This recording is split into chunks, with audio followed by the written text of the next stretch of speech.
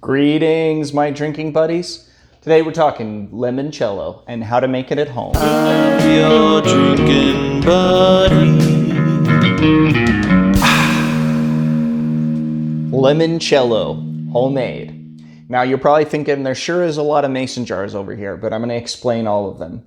So first off, we have our desert version and we have our regular version.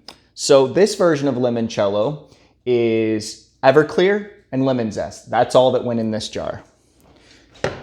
This jar is our desert version, and for this one, it's Everclear, lemon zest, desert honey, desert rosemary, and creosote.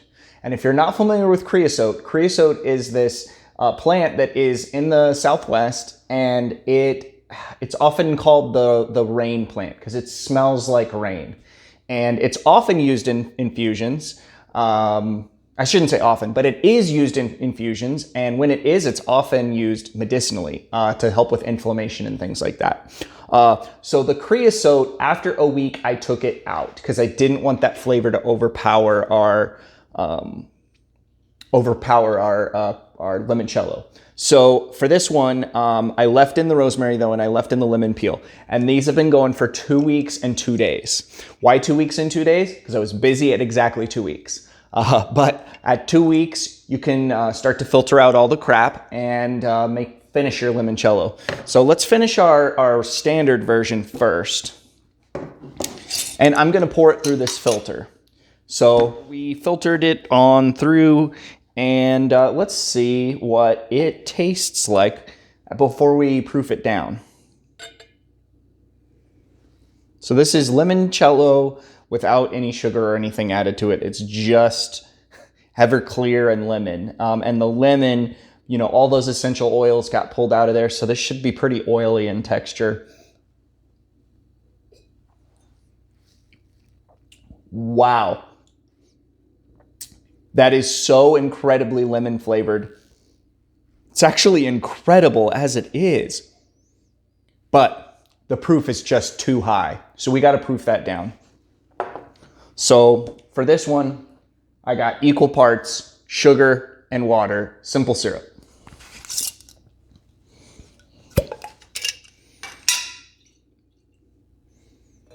This was 3/4 of a cup of sugar, 3/4 of a cup of water. Why those amounts? Because I wanted it to be about equal parts simple syrup to equal parts Everclear. So I'm going to shake it up a little bit.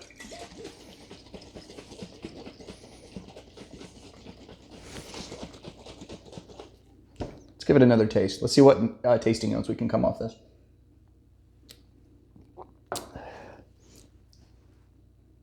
Lemon.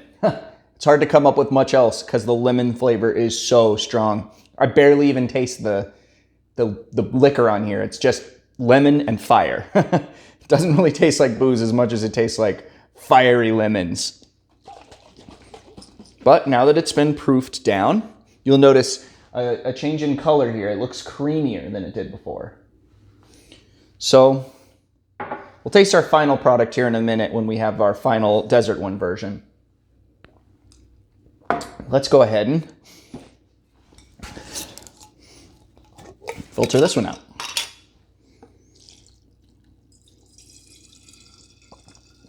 Our desert version has a lot going on here. And this experiment is not something I've seen online. So this could be a disaster. This could be horrible.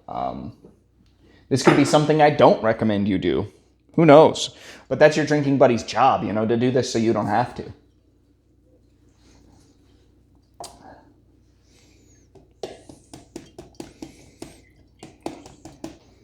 All right, so let's taste our desert version before we proof it down and see how it tastes. A little splash here. Much more of a green flavor coming through, or color coming through because of the creosote and the rosemary in here. Ooh, that is complex. There's a lot going on in here. And I'm pleased to say creosote is the dominant flavor in this, even though I took it out first. This tastes like smelling rain. Certainly the lemon. I don't get much rosemary. It's in there, but it's very subtle. And then, of course, fire, because we're drinking Everclear here. So let's go ahead and proof this down. My initial reactions, I would say I like this one better. But once we proof it down, who knows what's going to happen. For this one, we're using honey syrup. So this is local desert honey, 3/4 of a cup, 3/4 of a cup of water.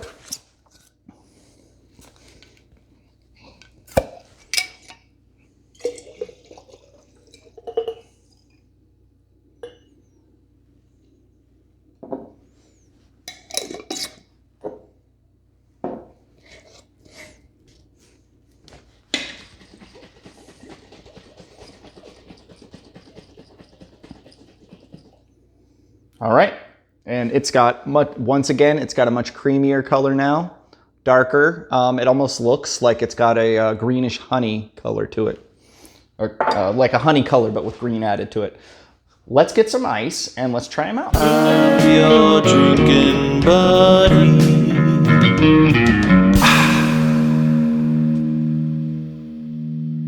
All right, drinking buddies, let's give these both a taste, shall we? First up is the desert.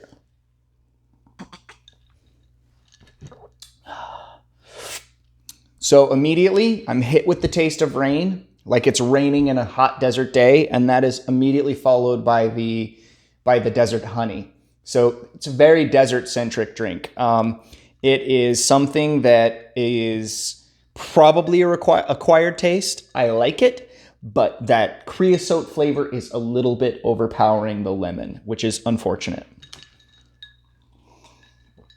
Oh, well, no, that's more like it. So our classic version is a classic for a reason. Boy, it's just tasty. It's even though the higher proof, it's something that you can drink on ice on a hot summer day.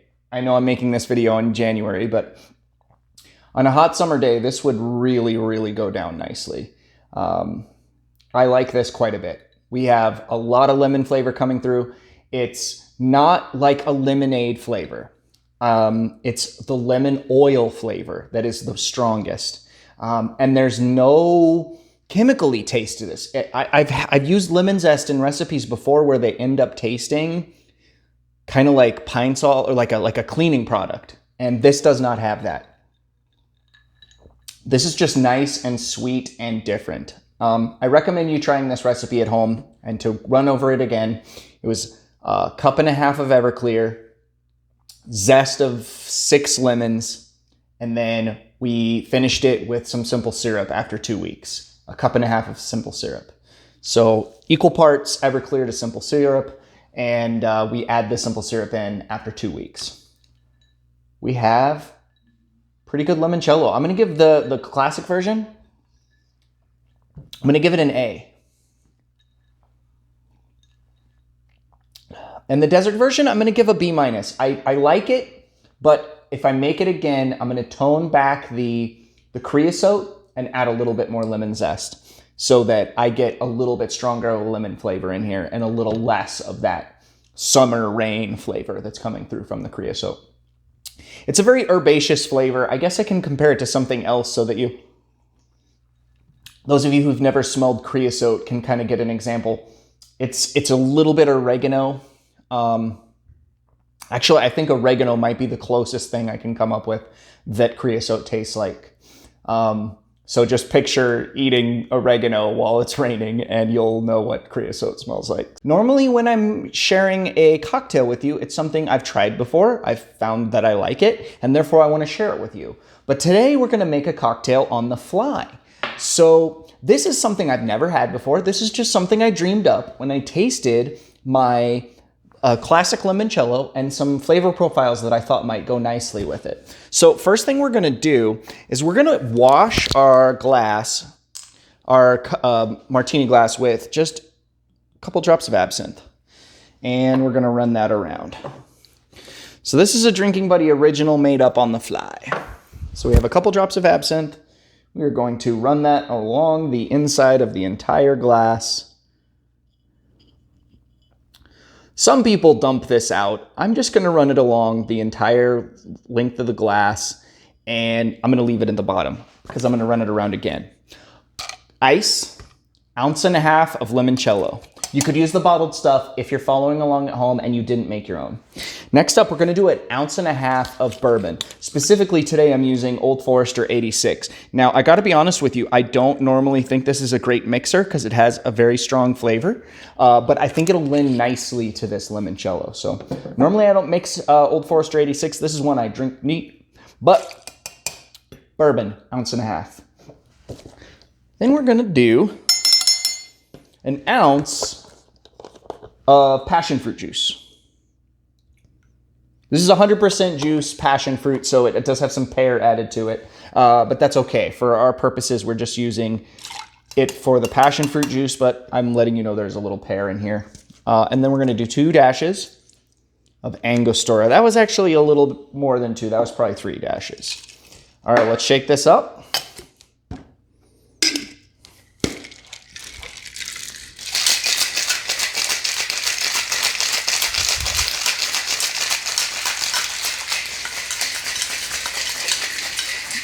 While it's washing, I'm gonna rinse that, or while it's washing. While I'm shaking it, I'm gonna go ahead and rinse our glass again.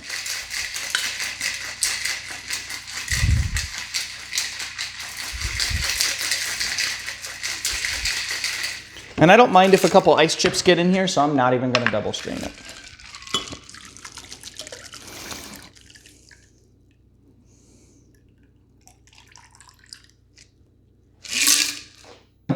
And I'm gonna garnish this with my hopes that it's delicious.